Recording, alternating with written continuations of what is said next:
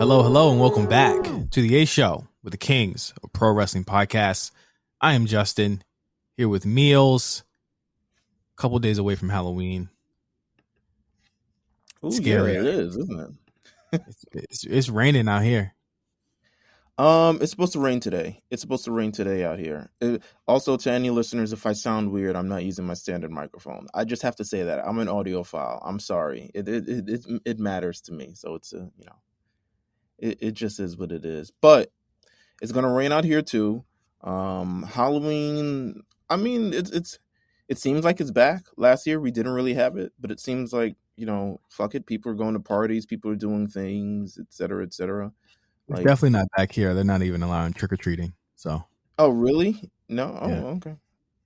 Niggas having the parade is in the Village this year, so which is normally is the Village is downtown Manhattan, stuff like that. But they're having the Halloween parade. They didn't have it last year, but they are having it this year. I don't know. Yeah. When's the last time you dressed up for Halloween, if ever? College. Oh God. College. Yeah. It's been Really? Okay. been years. Yeah. It's been years. Your fiance doesn't want to do any couple shit that's mad embarrassing or anything?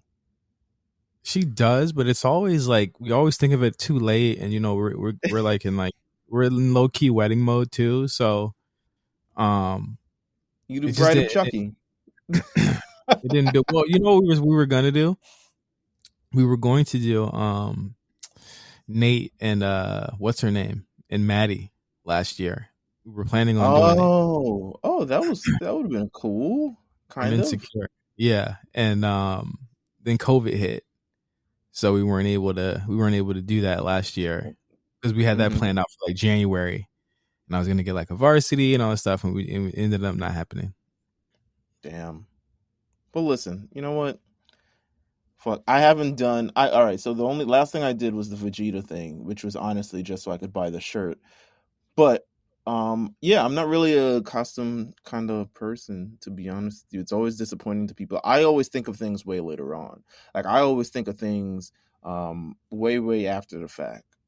But it is what it is. Also, we were also burying another lead, by the way. Was that? Congratulations to 4 years of us, my man. Oh my God. you know, Meelz hit me up yesterday and said, "Hey, tomorrow's our 4-year anniversary." I said, "Fuck, like another one?" I feel like we always run into the same. It's like, damn, we just had 200.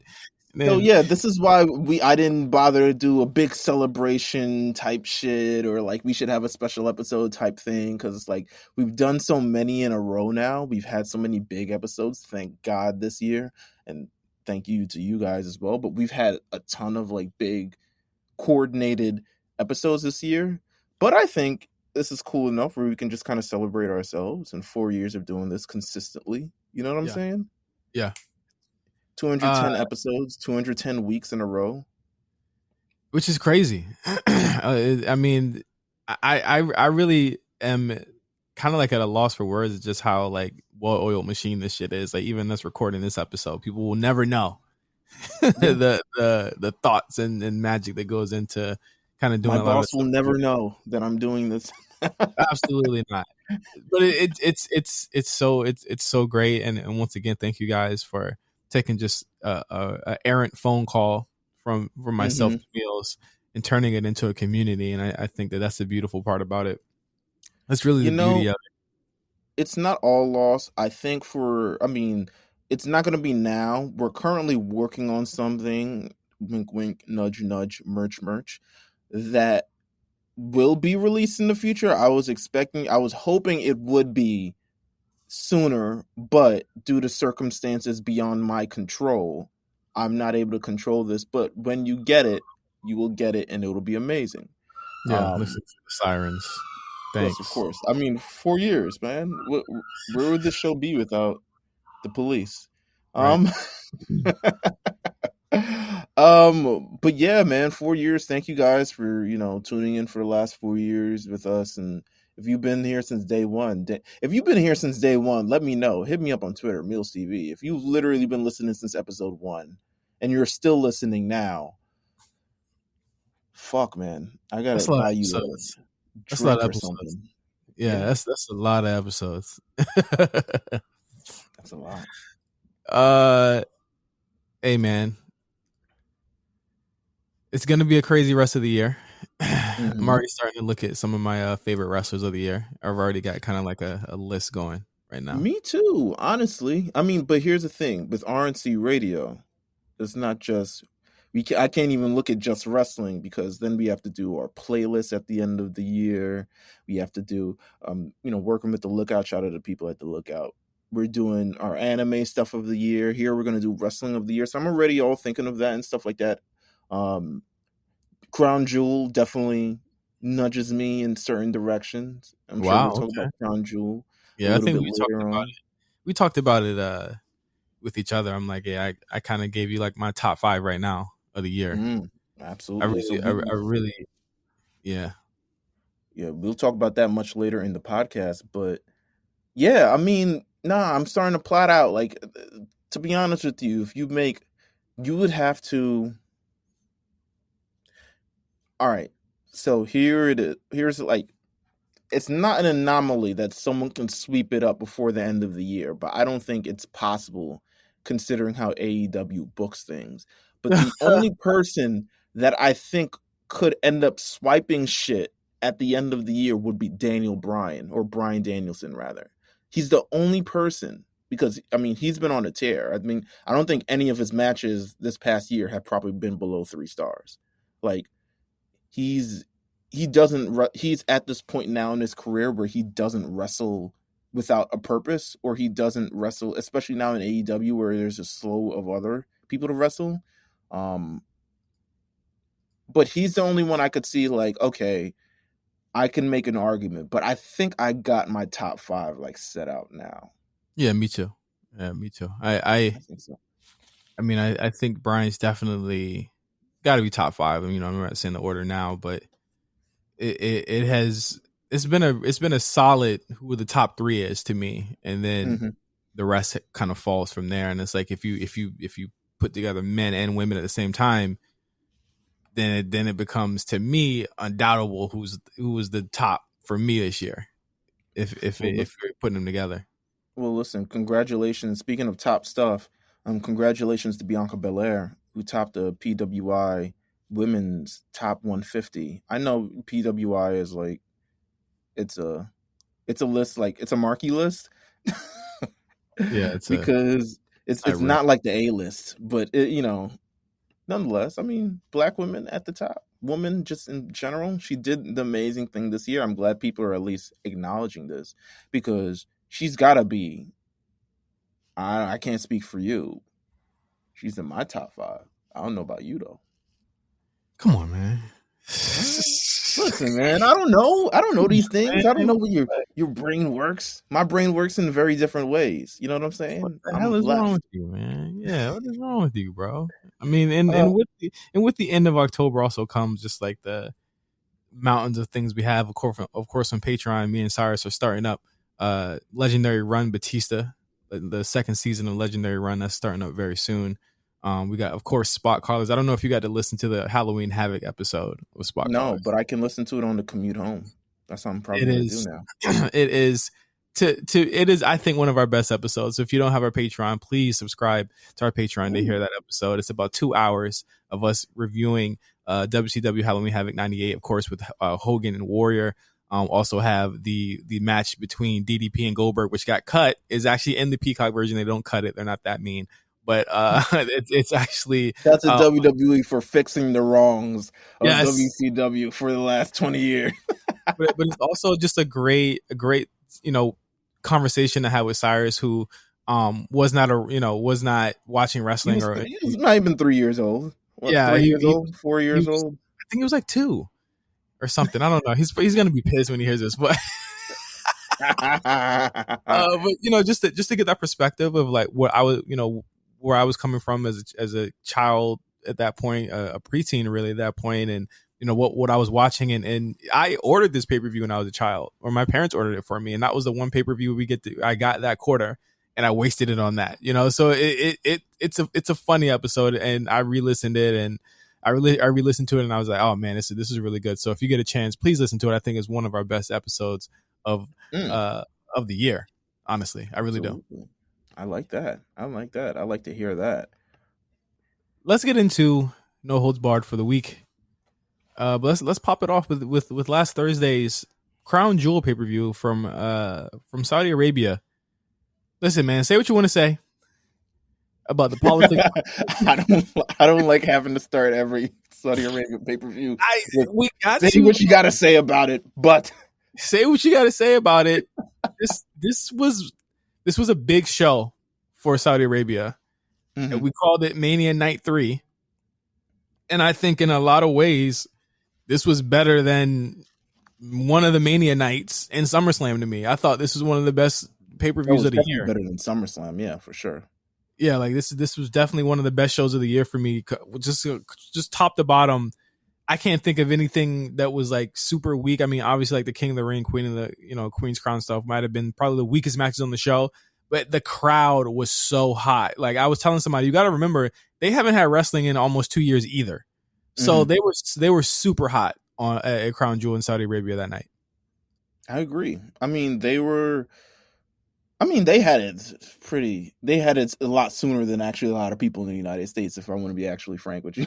But no, I mean, it was a fantastic pay-per-view. Peacock played me during the live airing. I will never forgive it. Good. Thanks, Peacock. Keep doing it. They played me. So I will never. Peacock's support. Peacock's support damn near said, I don't know about. I don't know what we're gonna do about this.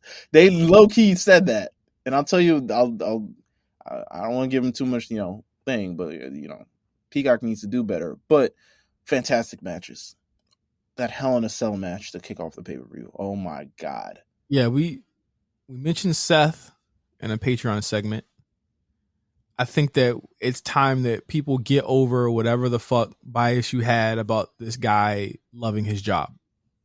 You get over it. Get over whatever dweebness you think he is, whatever. I think that's really the only issue people have with him, right? Is that he, that was the problem people had with him, was that he loves his job. Because whatever, there's a lot of people that love their. He loves where he works. He's a top card guy. He can pretty much do whatever he wants to do. So of course he loves his job. But Seth Rollins and Edge, they gotta have the best feud of the year. And I think that this match, and I told Meelz this when it was airing, I said, I think this match catapults Edge into my top 10 for the year because he has not slipped this whole year. Every match has been a banger, and doing 3 matches in a row in a feud, and they were all good and all memorable, is very hard to do, Meelz. It's incredibly hard to do. With someone at his age, with his injuries, making them all feel fresh, and Seth making this heel persona actually come to full circle to be to me, a top heel on any brand that he's on. It's incredibly hard to do, and they managed to pull this off in the Hell in a Cell match. You know me. I'm from New York, so I don't actually rate matches. However, 5 stars. Good Lord. I don't give things 5 stars. I don't. There's always something wrong with it. I barely gave Danielson and Omega 5 stars. That wasn't 5 stars to me. I barely gave him 5 stars. And I'm still like living in 4.87 or something like that. But this is a 5-star match in a 5-star feud. Is this the magic of the Saudi bag? Like, this is something. It's not always magic. Let's be clear. It's not always magic, but I do think that this is definitely was one of the shows where they said, let's not focus on so much trying to create this spectacle. Let's just focus on the talent that we have. They believed in the talent that they had. I know a lot of people are like, they don't make stars and nobody's over on the shows. Everyone that was on that show, from what I heard, I don't know if you heard something different, they were all over on this show. Yeah, they were all over for sure. And I think when you put them in the positions where they can be successful, it will be successful. And they did that for nearly every one of their top stars at Crown Jewel. Let's talk about the queen. First of all, Queen of the Ring, Zelina Vega shocked the shit out of me. Didn't see it coming. It was nice. Didn't see the move coming. I was like, yo, she did that on Dewdrop. What has she been hiding for real? King of the Ring. Mm-hmm. You thought it was gonna be Finn. I predicted it. Xavier Woods, King of the Ring. I predicted it, but I was also like selfish in thinking that they would do a heel turn on someone that he would not be actually immediately facing after this match was over. Yeah. So it makes sense. Don't blame. It's not your fault. Blame them for having people on the rosters on the same thing and not switching them immediately after the draft for like 3 weeks. Blame them. No, it was a feel good moment. It was a great moment. A lot of people seem to think that this is going to be leading to some sort of kind of stealth heel turn for them, which I think would be really interesting. It's been a very long time since they've been heel, and I mean, as we all know, that crown corrupts you like the soul edge. But yes. I thought that people are very concerned about Finn. I am not. He does this all the time. Finn is the guy who just can't win the big one. I'll wait to see what they do with him on Raw, but I mean, I wouldn't be concerned about him. He seems to be fine in what he's doing. Absolutely. So shout out to King Xavier Woods for being the new King of the Ring. We also got Goldberg beating the shit out of Bobby Lashley. So that was interesting. You know, people hated this match. I was listening to Cornette. I know, really? I'm sorry. I shouldn't listen to Cornette, but Cornette hated this match. This was the longest, most un-Goldbergian match of all time. It was. Let me say this. This was the first Goldberg match that I've ever felt had some sort of stakes that was bigger than Goldberg itself, because of how Goldberg's family was used into this. Usually for Goldberg, it's who was the toughest guy, who spits the most fire, who can do this, that, and the third. This one I legitimately felt had a different tone to it because it was personal. So yeah. Goldberg was doing a couple things out of his element, which I thought was great. Promos, I thought Goldberg was showing a lot. And I know people don't like to hear this. He was in amazing shape too. Yeah, he's in amazing shape, and he was performing with promos. I thought, I said this on Twitter. I was like, they're making Goldberg do something he never has ever had to do, and that's sell a body part. And he was selling the shit out of that knee for what it's worth for most of the match. And I thought that it was really cool that he was able to kind of work from under. He's never had to work from under as a babyface before. Yeah. No, you're right. You're absolutely right. It's just a little bit different. It just is. So I actually appreciated that match. What else happened on this damn pay-per-view? Oh, ladies triple threat match. That was great. That was fantastic. It was working. I felt like the crowd was a little tired by the time they went on. Yeah, probably. We were about 3 hours in at that point, but they worked very hard. We're gonna talk about the finish to that match and the finish to all this stuff in a couple minutes here, but they worked incredibly hard here, and shout out to Becky for getting out all that ring rust so quickly and really bring herself. I think she's actually in better shape now than she was before she left. So the argument for Becky has always been that she's not the best worker out of the four horsewomen. I think she has probably the most creative mind out of all of them. Yeah, because she works around what she can't do. Like, she can't be like Sasha. Right. She's not like athletic like Charlotte, but she works around those deficiencies. Yeah, I agree. So I think she's the most creative. She reminds me a little bit of actual Edge, because I think Edge, whereas people can critique, and he's a great worker in the ring, but no one's ever going to say like he's an A1 wrestler. You know what I'm saying? But I think he works not works around it, because he doesn't really have to work around it. He can have a great match, but I think it's a lot of the thinking that goes into it with the creative spots that he does and the storytelling and making a lot of things work that kind of makes this really awesome encounter. So shout out to Becky Lynch. She retained the women's championship to create a very awkward situation that would happen almost 24 hours later, but we'll get to that pretty soon. The main event, Roman Reigns versus Brock Lesnar. I thought it was good, if not a little minor compared to all of his other main events. Yeah, I think this felt a little bit more of a spectacle type of thing. Mhm. It didn't have I guess maybe if it happened in the States, it might have had a different feel to it, to be honest with you. Because when I think Saudi Arabia, I'm like, of course they have Brock Lesnar. They paid for him to be there. But I don't know if this gets I thought it was good. They threw a lot of there's a lot of jazz in there. There's a lot of steel chairs, Usos, Heyman. Belt shots are back, I guess. Shots. Yeah, a lot of stuff. So they threw it all at Brock. But I mean, listen, Roman Reigns beat Brock Lesnar. It's not clean, but he beat Brock Lesnar to end a pay-per-view. I don't know how you stop this man anymore. Yeah. I don't know how.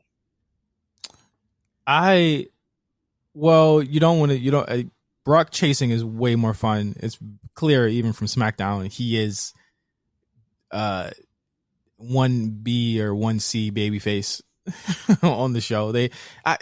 People want to shit on babyfaces here. I think WWE has a lot of strong babyfaces that don't look consistently stupid. Mm-hmm. With Bianca heading up most of them, Big E, Drew, who else? There's a lot of good babyfaces. Finn, a lot of them. So, I think that with Roman, you want him to chase, but it's like, are we doing Rock? What are we doing? Or is it going to be Drew? That's the only other person realistically I could see taking it from him. I feel like he's going to beat Drew's ass. I was like, yo, he's beating everybody. There's nothing that's in my mind that says, oh, he's going to lose. There's no sense of doubt anymore. Yeah. He's beating the guy, Brock Lesnar. And if they had given the match to Brock, I wouldn't have blinked. I was like, okay, of course they did. But, yeah, I mean, Roman Reigns, he beat Brock Lesnar at this Crown Jewel pay-per-view. But overall, I think the Crown Jewel event itself, just a great way to spend a Thursday afternoon. It was a good show. I would definitely go back. Thursday morning for you, yeah. I would go. I would definitely keep that Hell in a Cell match. I keep the triple threat. Main event's pretty good. Big E and Drew, we didn't even touch on that. That's a great sprint. I think that Drew brought Big E up, and I was saying Big E needs to. The reason they put them together is because Drew was having these types of matches, and Big E needs to get on that. And during this reign, and I think Big E worked up to that level, and I think it was fantastic. I think that's going to be a great YouTube match when WWE uploads it to YouTube, maybe next year. Remember this? Yeah. That's the kind of match that, remember this? Oh, they low-key had a banger. Like, it pads Big E's reign and career, but I don't think it's overall a memorable match considering everything else that happened on this damn card. So it's no fault of his own. So let's get into the news, the official news here. Tour dates. WWE released them damn tour dates. Mm-hmm. Heavy hitters here. A lot of arena shows next year. How many do you think you're going to, Meelz? Poof. I hate arenas, so. Wow. God bless. But, Nick Khan is doing the thing, man. Listen. He's working. It's a Nick Khan world now, right? He's working. He said it. Like, the thing that's funny about it is that you shouldn't even be surprised because he said all of these things and it's coming true. Look at how many Saturday shows there are next year. We are living in heaven. Okay, let me tell you the schedule. Nick Khan work. I'm sure Nick Khan walked in there and was like, yo, why are we doing this on Sunday? And they were like, we always have pay-per-views on Sunday. And I'm like, and I'm sure he was like, but why? And I think they had to realize, like, they had pay-per-views on Sunday back in the day because most people were home, so your buy rate would go up on a Sunday. But now the buy rates don't fucking matter because they have the Peacock. Right. So the schedule is as follows. Saturday, you're gonna hear Saturday a lot. Saturday, January 1st, day one. That's of course the pay-per-view that was announced a couple weeks ago from the State Farm Arena in Atlanta. It should be fun. 29 days after that, Saturday, January 29th, Royal Rumble at the Dome at America Center in St. Louis. That's a strong 30 days for them. Off top. Strong 30 days. Saturday pay-per-views, my nigga. Come on. Okay, we also got confirmation. Saturday, April 2nd, Sunday, April 3rd, WrestleMania in AT&T Stadium in Dallas. So I guess 2 night manias are here to stay. Thank God. If you got the bread, go ahead. So much money to be made. Sunday, May 8th, pay-per-view at Dunkin' Donut Center. We don't know what that is. I would imagine that'd probably be Backlash. WrestleMania Extreme Rules or something. Maybe an Extreme Rules or something. Probably, I would imagine that's the Sunday, June 5th pay-per-view. At Allstate. Yeah, that's probably going to be an Extreme Rules. Saturday, July 2nd, Money in the Bank at a stadium. So we're getting Money in the Bank in a stadium. Imagine how big they're going to make this. The stakes for Money in the Bank have to be bigger next year if it's going to be in a stadium. I would imagine 10-man Money in the Bank. That'd be great for everyone involved. It's the Big Five now, right? We're calling it now. Big Five. Big Five. It's in an arena. It's in a stadium. Just 28 nights after that, Saturday, July 30th, SummerSlam at Nissan Stadium in Nashville. Now that's different.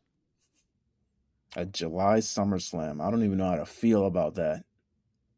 That's different. Okay. Now that's different.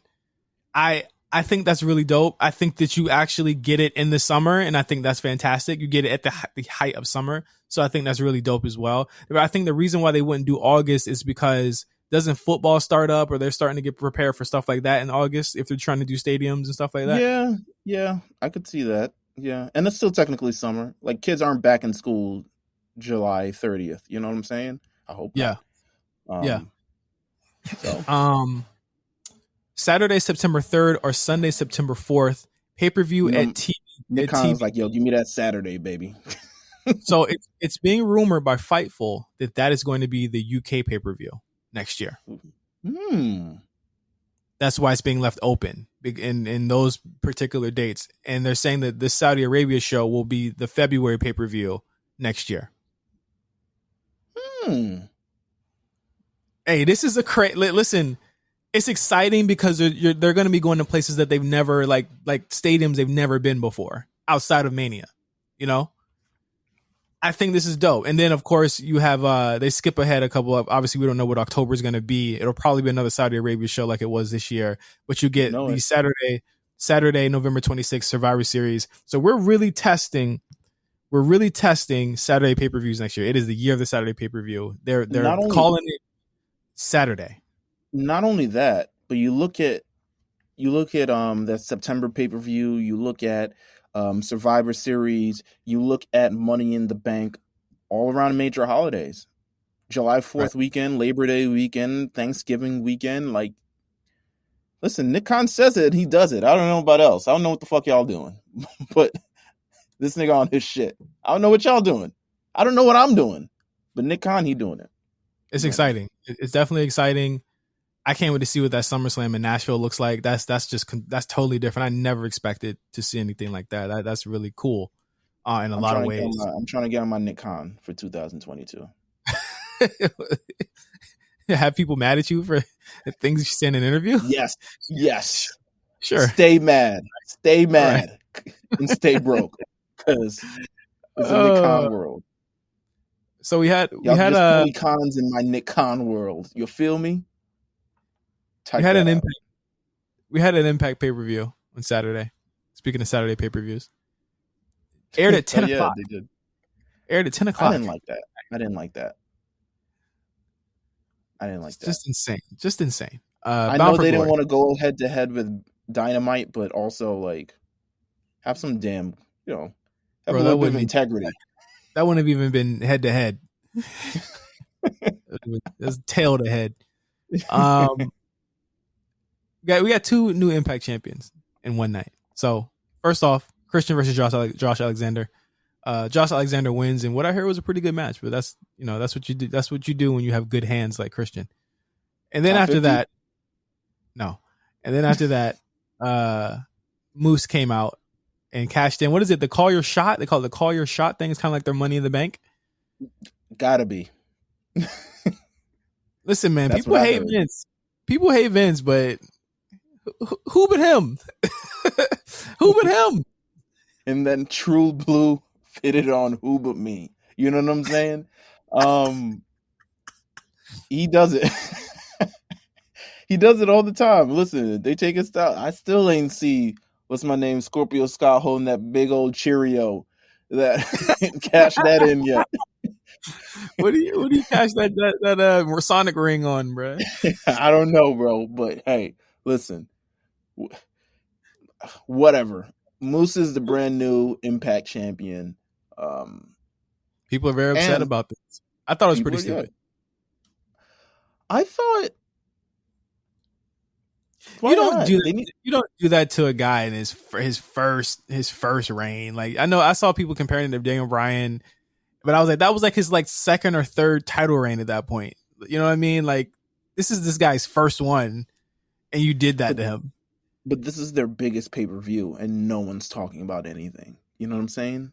Like, and also the AEW partnership is over effectively with Christian losing the title. Yes, Christian can come back to the regular show. He can work one night a week. I mean, I don't think he was pretty much working one night a week. I think Impact tapes 76 shows at once and shit.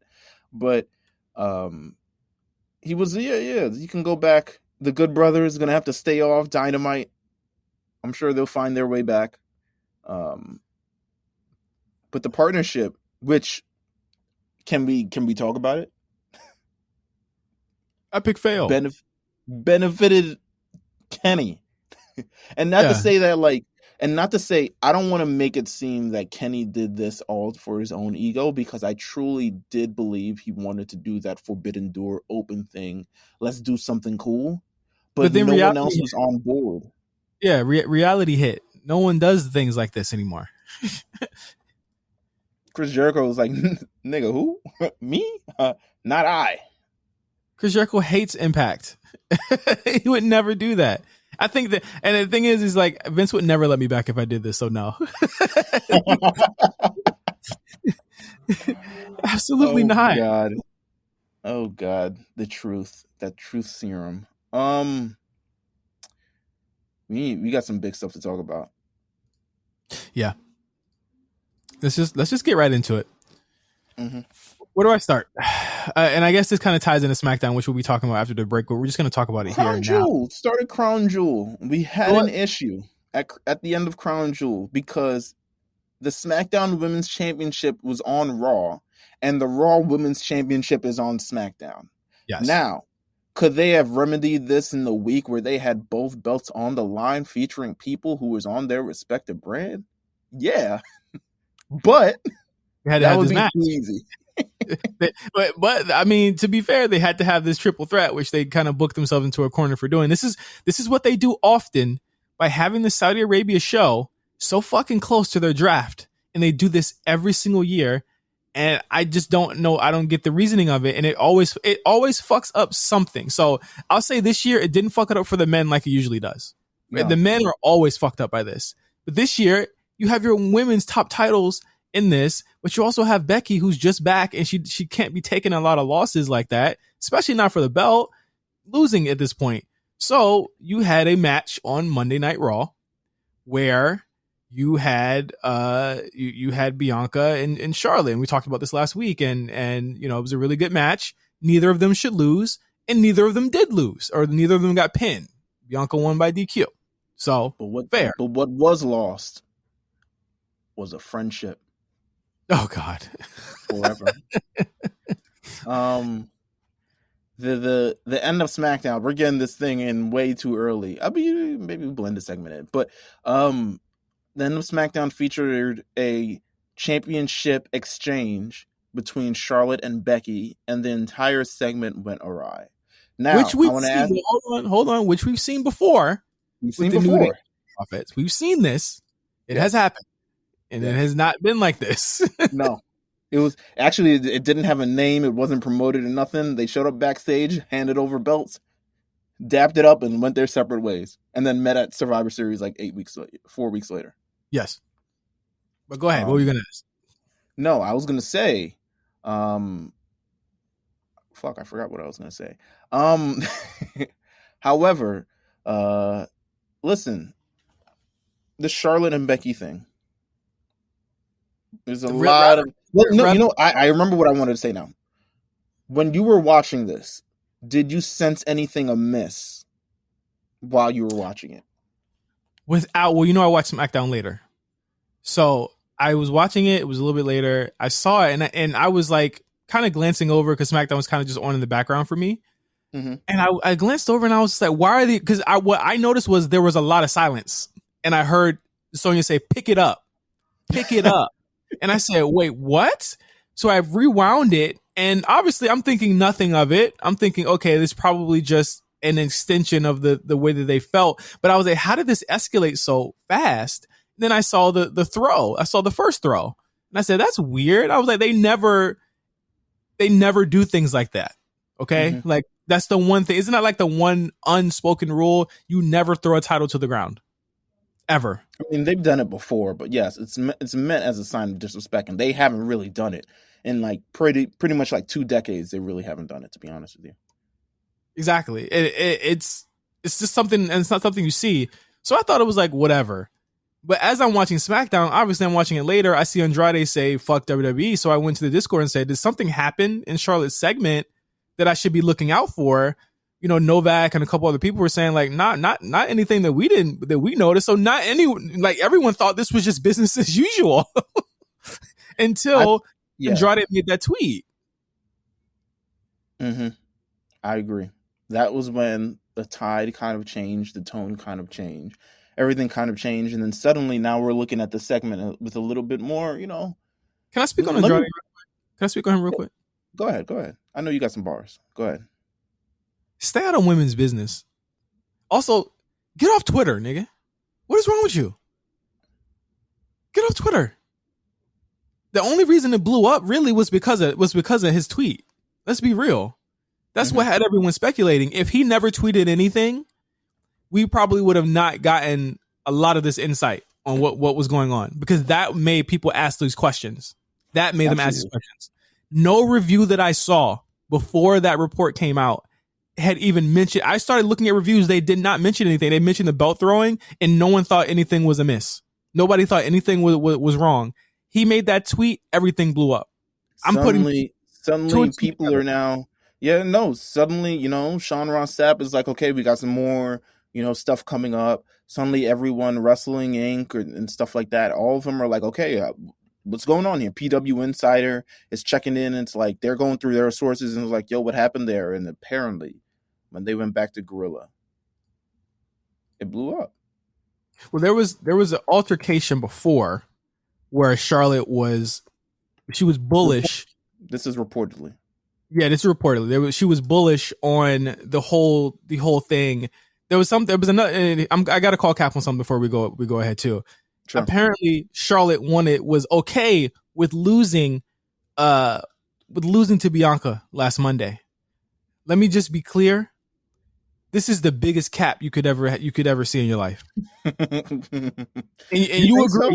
You gotta agree, Meelz. Nothing that they were doing would have made sense if that was the case. If that would have went down. Because think about it, they still would have had to do some type of weird screwy finish. Because if their plan was still to have Becky win, Charlotte's not in that match. By the way, it was 2 Raw superstars and Sasha. If they didn't want Sasha to win, she was still not going to win that match. And we both called it last week. We knew we knew Sasha wasn't going to win that match because she doesn't have good reigns, and they know that.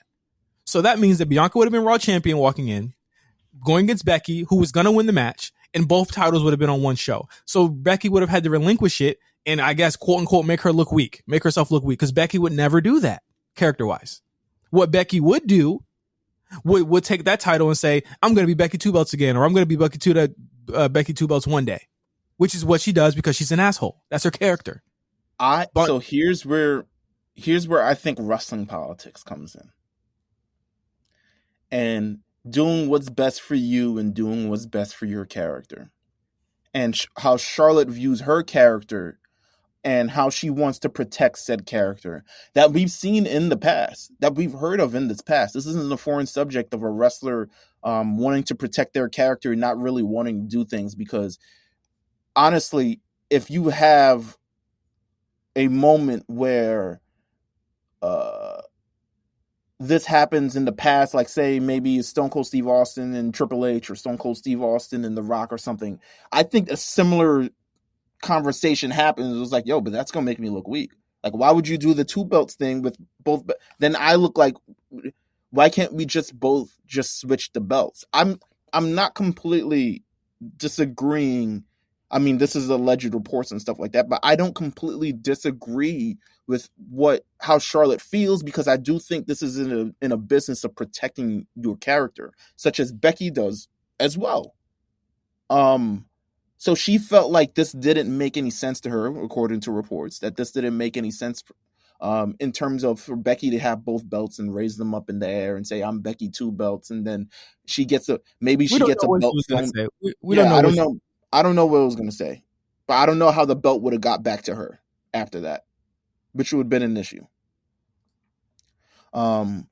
Which can be talked about, I'm sure. That can be talked about. At the end of the day, Charlotte was ripping the head off a doll, and that was cool. I mean, it's different. One is decidedly stupider than the other. It's different though. But the thing is, she made it work. You're right. You're leaning into the stupidity because you know it's ridiculous. This is a little less ridiculous. And then I also think, and this is me,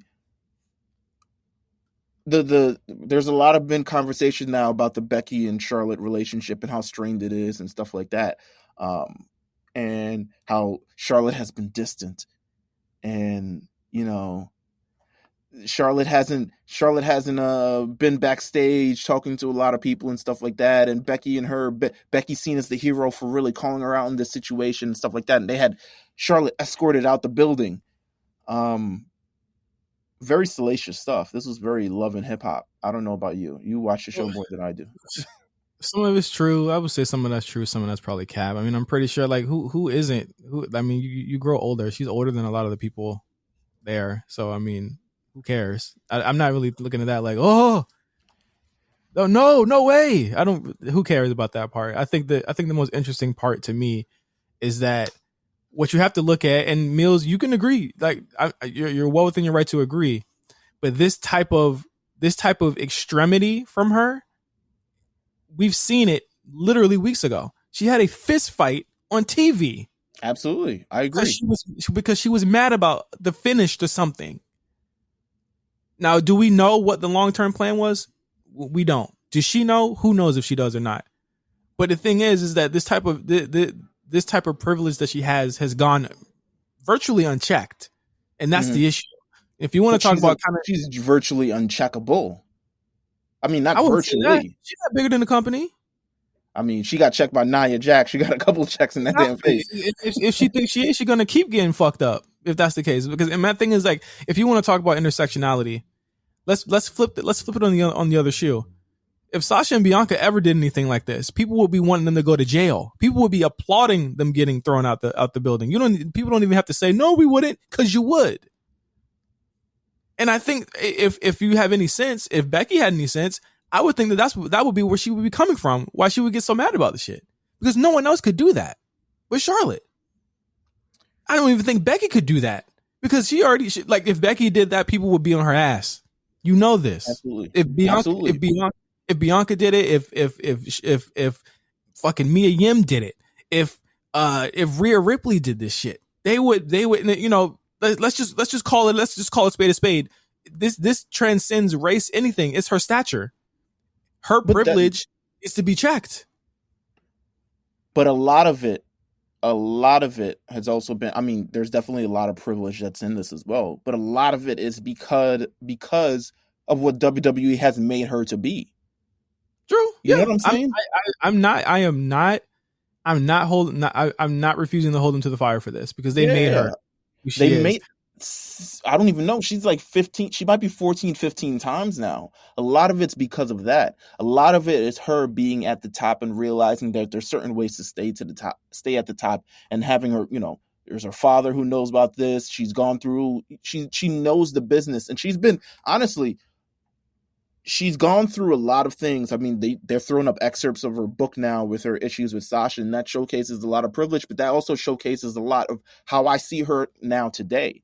Because of that situation, I think with Sasha back in the day, over like essentially Sasha wasn't really happy because she felt like she had more experience and was more thing, and then they were giving all this stuff to Charlotte, and Charlotte was kind of mad about it. That's a sense of privilege, but also that's a sense of like, I feel like, why is this why did something that we were friends and now it's blowing up to this? I also feel like that's now lending to the situation with Becky, for instance, because I do believe in 2019 that relationship ended up fractured because of that feud that they have with Ronda Rousey and stuff like that. And I don't even think all three of them like each other the same way they did when they were going in. No. Because Becky talked a lot of shit,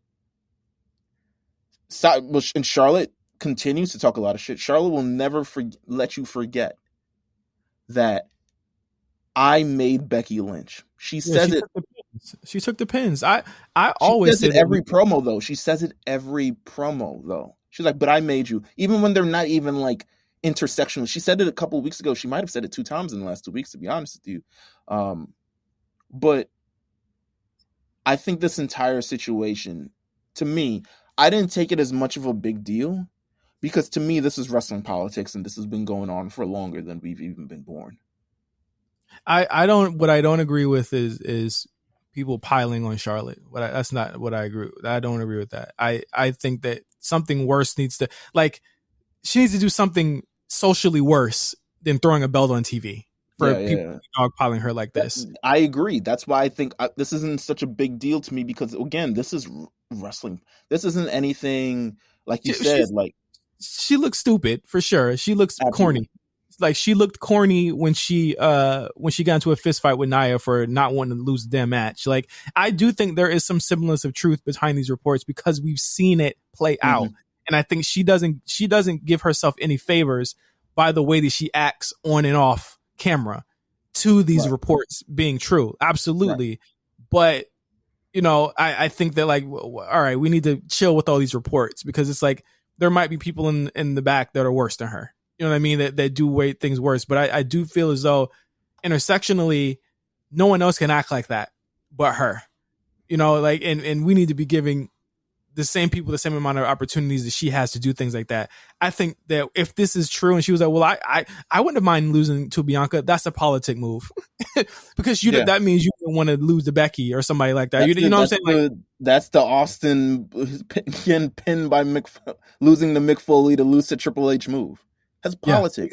Exactly. This is all politics. And this is why, I mean, it's not as serious to me, but I find it so fascinating, because it's truly like a battle of kind of egos in a sense, and backstage. And this is the first time you're kind of really seeing it on a kind of a grand stage of these true cracks. I mean, you've always known that there's cracks within the Four Horsewomen and stuff like that, but they still have that bond together. But this is the first time, and it's making Charlotte look terrible, like really, really bad. Like, but she's making herself look really, really bad, to be honest with you. It is, because I mean, whether you like her or not, whether the situation's stupid or not, like, it took a segment that was just dumb and we could have just moved past it, and it's making it bigger than the segment. And that's the issue now, is that, like, people are, well, I blame WWE for having this. I'm like, all they did was write the dumbass storyline. All they had to do was just do it. Right. What are we blaming them for? Anything? Like, they didn't make them fight. They just said, hey, do this. I don't know if Charlotte was escorted out the building, but I'm pretty sure that she was supposed to be in a dark match after that, because I feel like she was supposed to be in a dark match, because she's in full gear and makeup. Yeah. And she doesn't return for that dark match, and they throw on Bianca versus Becky. Yep.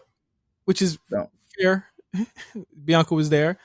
But it's like, I think with Charlotte, if her ego is what they say it is, and then that is an issue that they have to deal with. I think someone said it best on Twitter to me.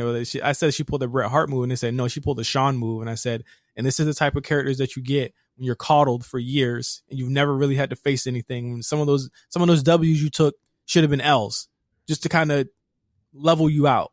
And now March with 26, 2019. And now with Charlotte, it's like there's really literally nowhere else for her to go in the company other than just trading belts back and forth. I honestly think that she could go 2 years without having the belt, to be completely honest with you. But she's at a certain point where it's like she kind of has to have it, because it's like, why the fuck else would she be on the show? And I saw someone say, well, I can't wait for her to go to AEW. Why? You think that's going to fix the problem? You're going to give her more power? Bro, listen. You think Britt Baker is clamoring for that right now? It's going to be an issue. Yes. It's going to be an issue. Absolutely. I think probably the best tweet I saw about this, shout out to Jay Tams, who was in my mentions, and he said, Charlotte's pretty much like, I've been losing friends and finding peace. Honestly, that sounds like a fair trade to me. If that's not her caption on the next pick, I don't know what the fuck is, man. And with that, we're going to go to break. We're going to come back and talk about post-Saudi episode of SmackDown on the A Show. What do you say about today?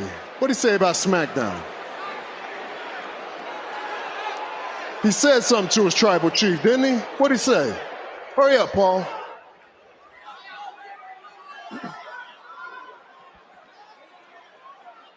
Read it, hurry up. Brock Lesnar said, and this is Brock, the moment I arrive at SmackDown, I will beat Roman Reigns senseless.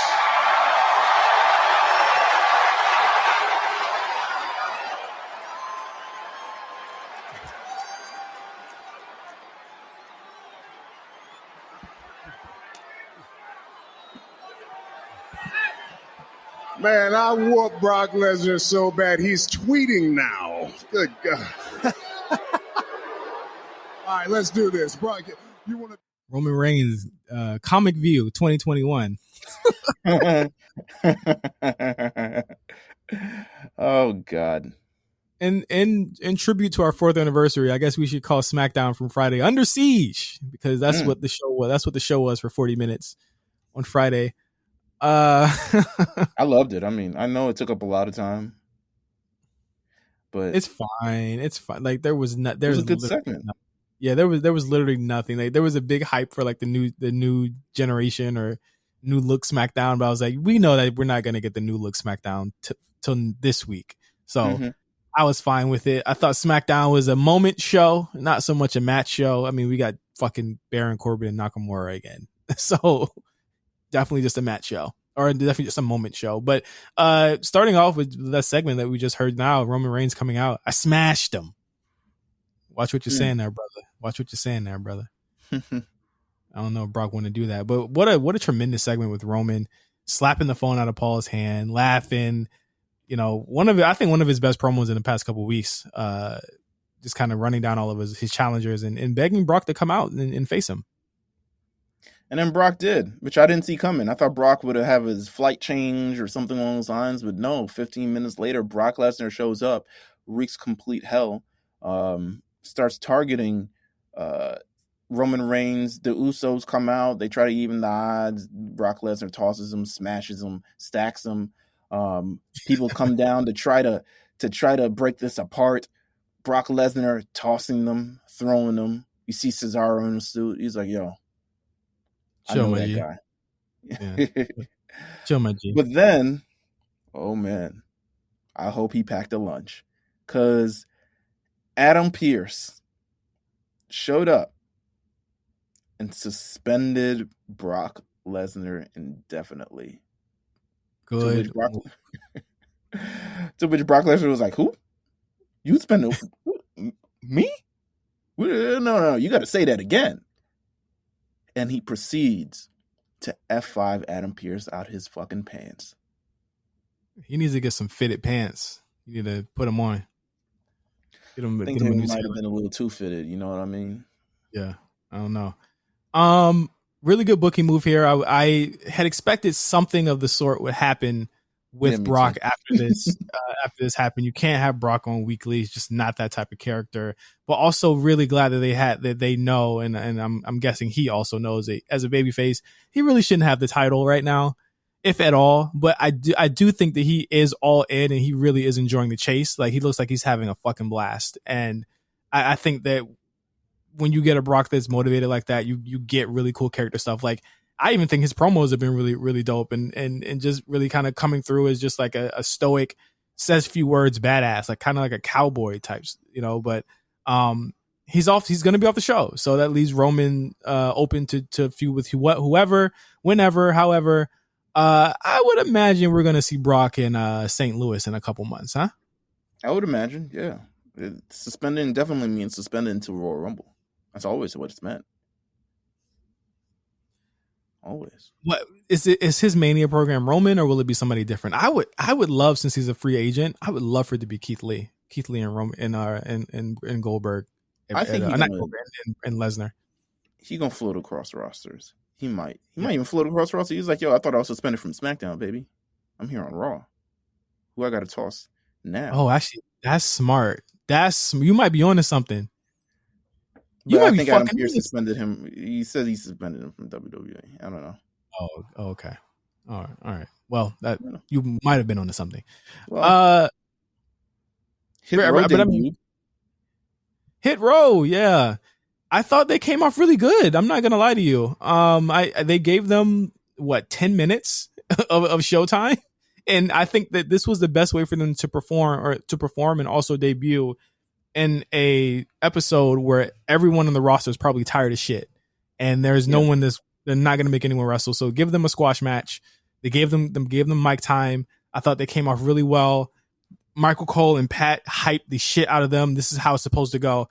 I think one of the most promising kind of debuts of kind of any NXT act in a really long time. And I think they've been doing a little bit better with a lot of them. I'll wait to see what they do with Zia Lee. I'm still waiting to see what they do with Toni Storm. But I think the Hit Row is going to be in a really good position. How'd you feel about kind of having Swerve and Top Dollar be the tag here with Ashante and on the outside? Pretty good. I felt really good about it. To be honest with you, those are my favorite two out of the four. But yeah, I mean, I thought it was great. I think they'll maneuver around. I don't think it's going to stay just Swerve and Top Dollar. I think we're going to switch around a little bit. Yeah. I think people were concerned because they saw a rumor, and the rumor ended up being wrong. There's a couple rumors that ended up being wrong about them on Friday, but one of them was that Top Dollar would be the singles and Swerve and Adonis would be the tag guys. But I'm like, Swerve he's a veteran. He can kind of slide into any position and he'll be fine. I think Top Dollar, you want to get him big. You want to have him getting reps with singles opponents, because he's going to have to carry the weight a lot of the time. No pun intended, of a lot of programs. So you can't really go wrong with them. I like that they're like a foursome, and I think that they came off really well. Really good debut. I can't wait to see what the first program will be for them. I agree. Yeah, not much else on SmackDown. I mean, we saw Mansoor versus Mustafa Ali for the second time, so that was a great rematch from Crown Jewel, which they had a big moment at Crown Jewel. I completely forgot. So shout out to those guys for working their asses off.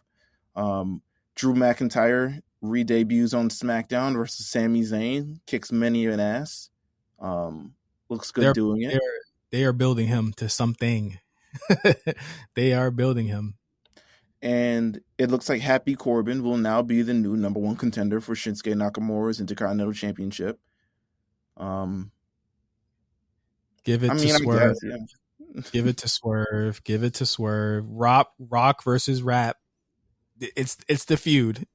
That's the feud. Have Top Dollar break their guitar. That's the feud. I think Hit Row need to be a hot heel stable on that show.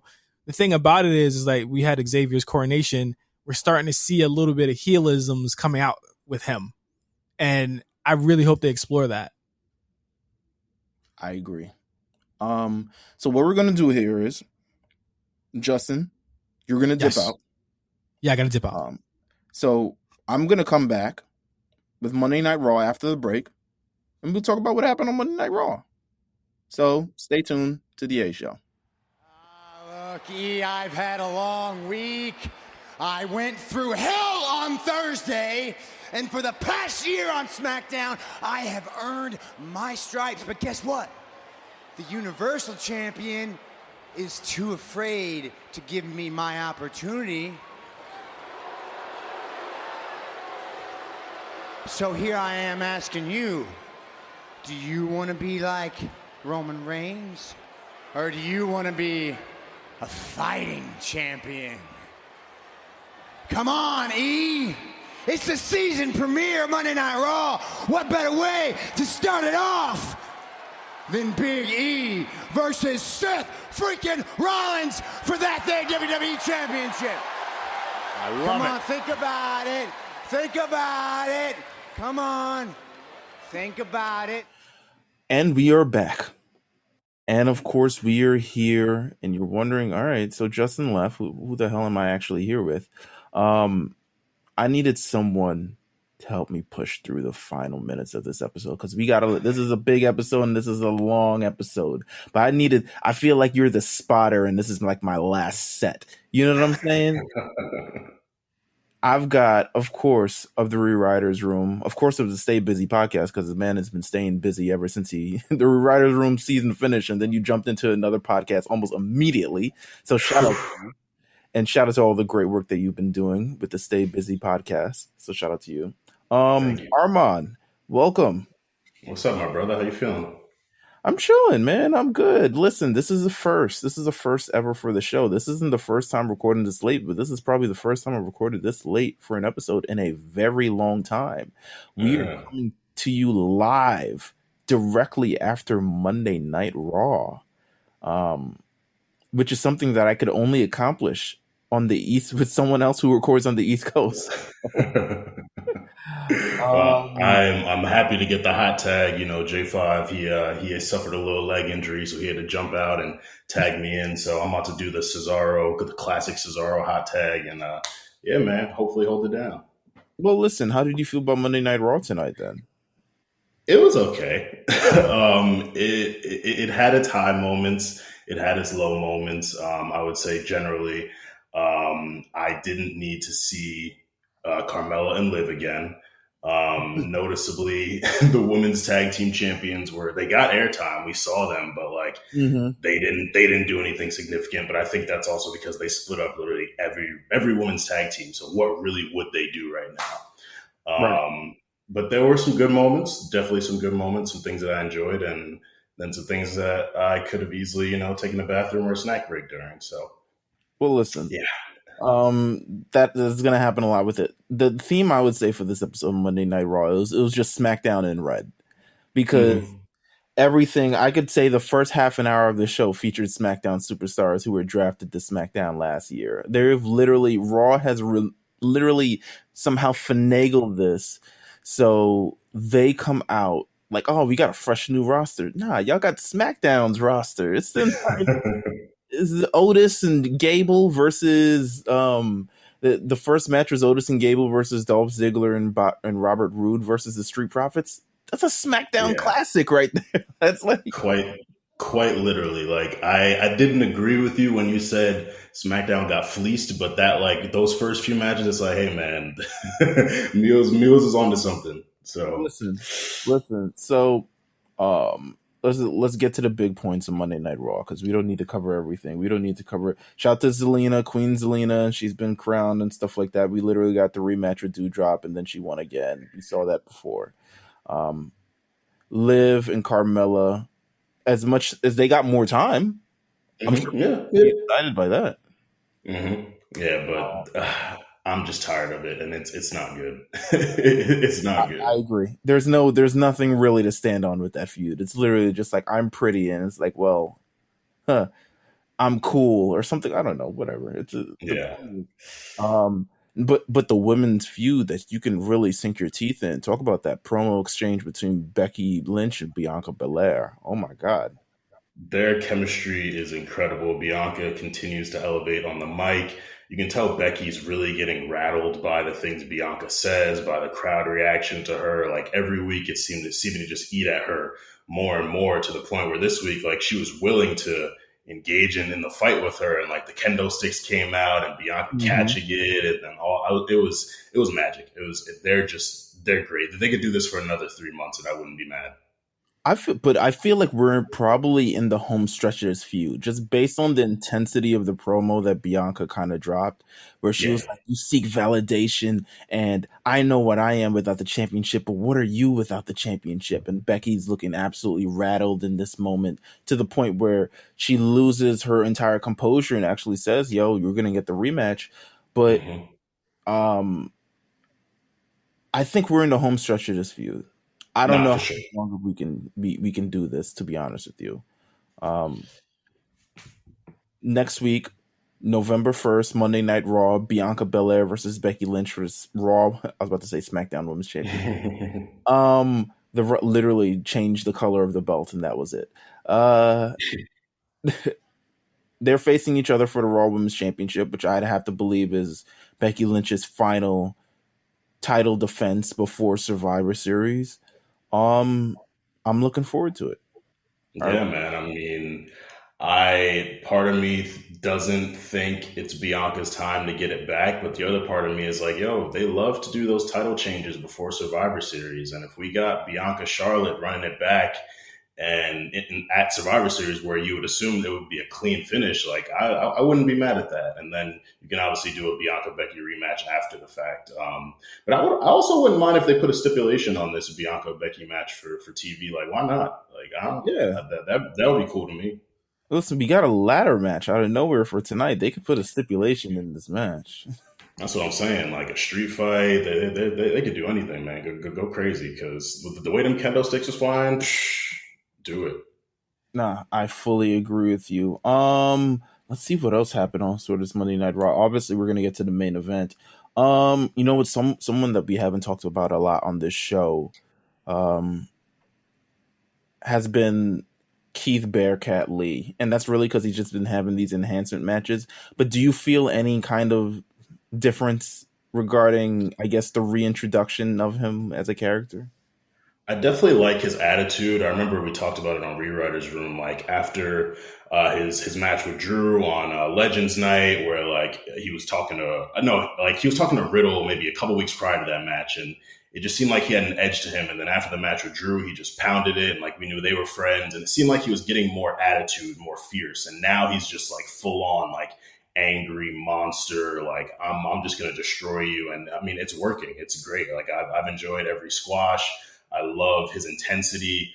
I would love to see where it's going to go next. Like, is he going to go see Damian Priest? Is he going to find his way into the WWE title picture? Bobby's obviously gone for a little bit after getting cooked by Goldberg, but I think there's probably going to be some Hurt Business stuff. But, if we remember, he was supposed to be in that United States title match at Elimination Chamber, and then he got dropped from it. So it would only make sense to get him back into that picture. You don't got to hot shot him right to the WWE title, but I would love to see Bearcat versus Priest. So maybe that's the direction for him.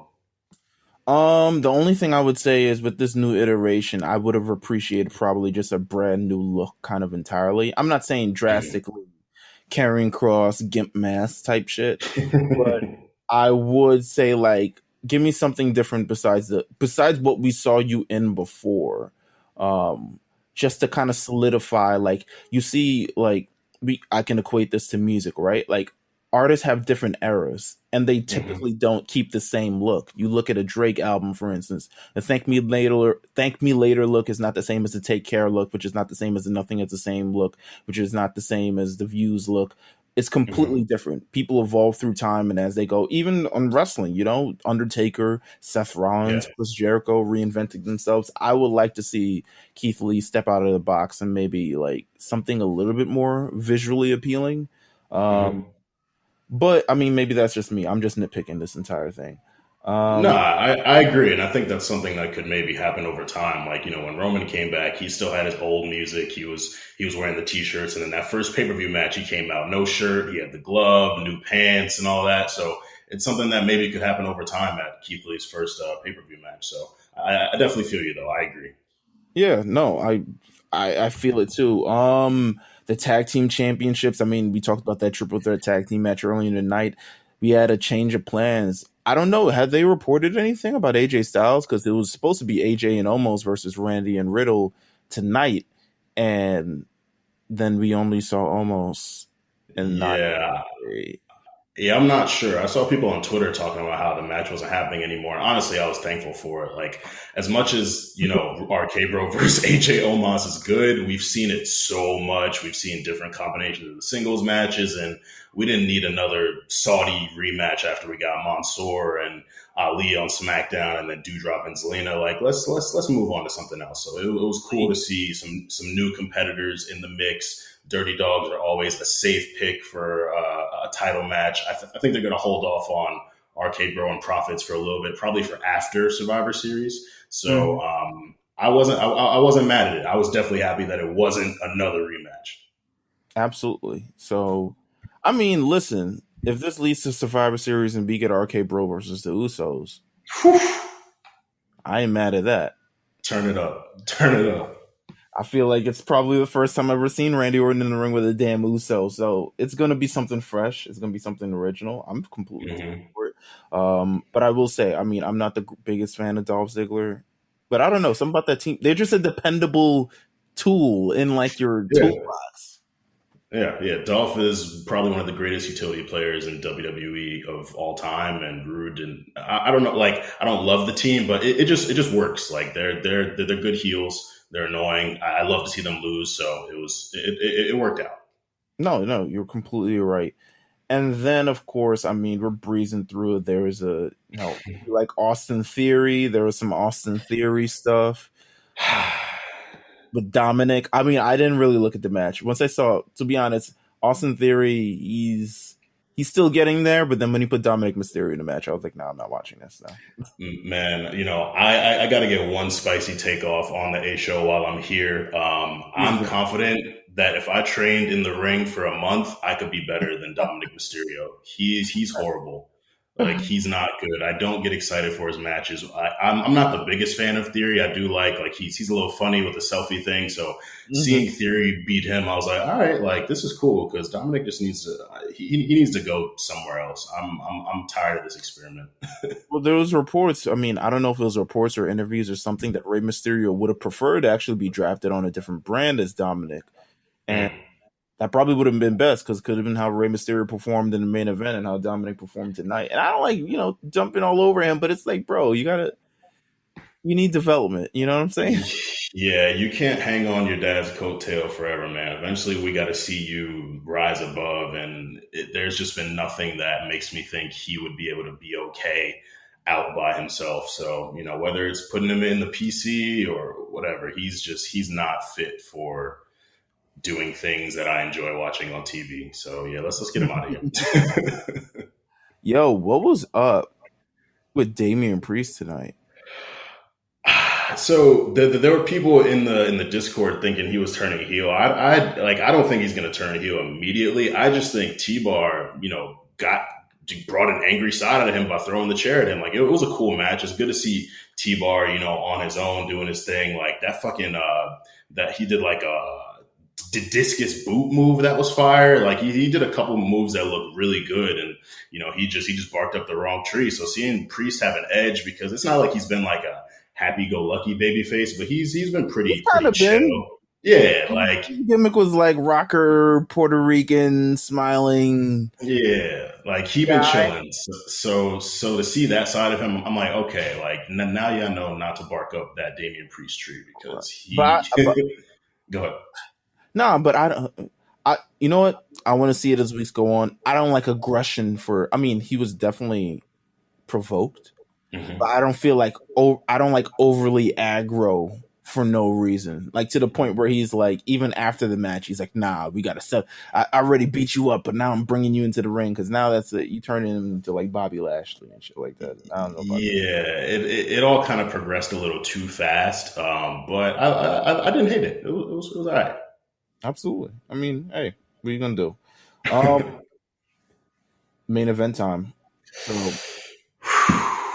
Big E kicks off the night, possibly just, I don't know, because champions, that's just what champions do. And then he's interrupted by Seth Rollins, who's like, hey, Roman's been ducking me, so I'm going to go to the next best thing, which is Big E. Mm-hmm. And then Finn Balor walked out. I don't know if it was Finn or Ray. I can't get the order. It was Ray next. Ray walked out like, yo, I've been this, that, and the third, and that qualifies me for a world championship match. I was like, yo, you were in a tag team literally like 4 minutes ago. Mm-hmm. Right? And then Finn Balor walks out, acting like we forgot. He's taken 2 major L's in the past couple of weeks. And it's not like he hasn't won, but he's taken a couple L's. Mm-hmm. A couple major L's, like you said. Like we remember the L's more so than the victories leading up to the King of the Ring finals. So yeah. I mean, but nonetheless, listen, I'm not gonna. Who am I to argue for a good time? It's the fatal 4-way match, and because of, I'm assuming, Monday Night Football, it gets turned into a ladder match. Mm-hmm. The main event Monday Night Raw, and how often do we see ladder matches on Monday Night Raw? And they were going in. I mean, Kevin Owens did the whole swanton into the break my back type shit. I completely forgot Kevin Owens came out. Kevin came out with the most bars. He was coming at Seth saying, yo, I beat you here 5 years ago to get the Universal title. And it was like, yo, like it's getting spicy. But I love the combination of these guys. Like, I know, we love the big meaty men slapping meat, but like these are 4 super athletic dudes. And I love the big guy, little guy combination. So just seeing these 4 potential challengers for Big E, I was like, yo, I would love to see any of these matches. So I was really excited about that. And then making it a ladder match on Monday Night Raw, even if we had to sit through 2.5 hours for it, like it was worth it in the end. It was incredible. I think Ray was the MVP of the match with that 619 to the ladder, with that ladder vaulted senton. Like it was like, yo, Ray is like dialing it back. It was beautiful. Yo, so if Seth Rollins doesn't win this match, who would you have preferred won this match? If not Seth, then I probably would have went with Finn. And I think it would have been kind of an avenue for him to get into this heel turn. I think that's what we all want him to do at this point, like losing the King of the Ring, what happened with Roman. Like he's got the perfect angle to just get that Prince edge back and like be like a super cocky, fuck you, I've been jaded, so I'm about to just take over type thing. So I think Finn would have been my next pick. But again, I would have been happy with any match. Yeah, pretty much. I mean, Seth Rollins wins the match. Mm-hmm. After, he's been through hell last Thursday, but 5-star match. The man deserves a damn title shot at this point. When will we get that title shot? I'm assuming it's going to be before Survivor Series, like immediately before Survivor Series, similar to the old. That's just the tradition now, right? Like you defend your title the Raw before or the SmackDown before Survivor Series, and then we changed the entire thing.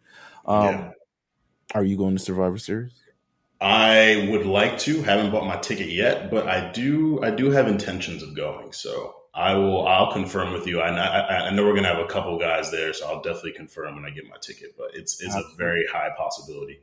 Okay, all right. Listen, Survivor Series is coming up pretty soon. It's the next damn pay-per-view. Go ahead. I want to ask you: do you think there is any possibility that if this match occurred before Survivor Series, Seth Rollins beats Big E and goes on to face Roman Reigns?